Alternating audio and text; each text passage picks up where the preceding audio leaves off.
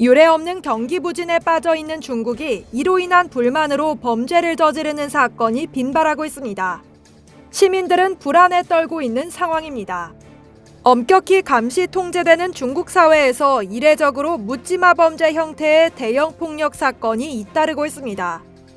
특히 최근 일주일 새 여러 사건으로 100명이 넘는 사상자가 발생하면서 중국 사회의 불안감이 고조되는 모습인데요.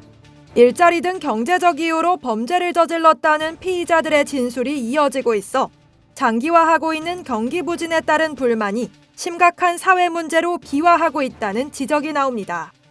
20일 신화통신 등 중국 매체는 19일 오전 중국 후난성 창더시내 한 초등학교 앞에서 39세 황모 씨가 차량을 몰고 등교 중이던 학생과 학부모들 사이로 돌진했다는 소식을 보도했습니다. 정확한 인명피해 규모는 확인되지 않고 있지만 최소 11명이 인근 병원 응급실로 옮겨져 치료를 받은 것으로 전해졌습니다.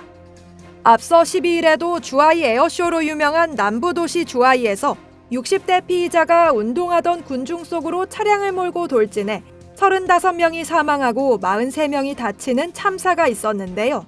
시진핑 주석은 이례적으로 직접 입장을 내고 극도로 사악한 사건이라며 범죄자를 엄중히 처벌하라고 지시하기도 했습니다.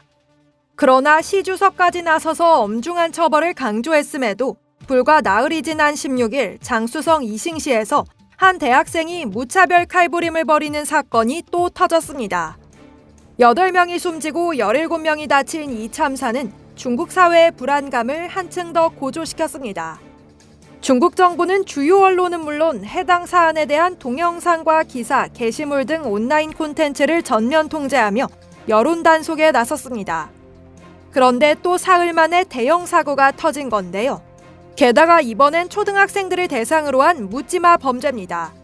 강도 높은 통제를 바탕으로 안전사회를 자부하던 중국 정부는 연이은 묻지마 범죄로 체면을 제대로 구기게 됐는데요.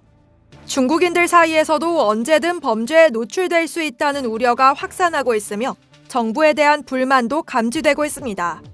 정부의 강력한 통제 속에 해당 사건들에 대해서는 논평이 사실상 금지돼 있지만 경기 부진이 장기화하는 과정에서 고조되는 사회 불만은 언제든 또 다른 강력 범죄의 원인이 될 수 있다는 해석이 제기되고 있습니다.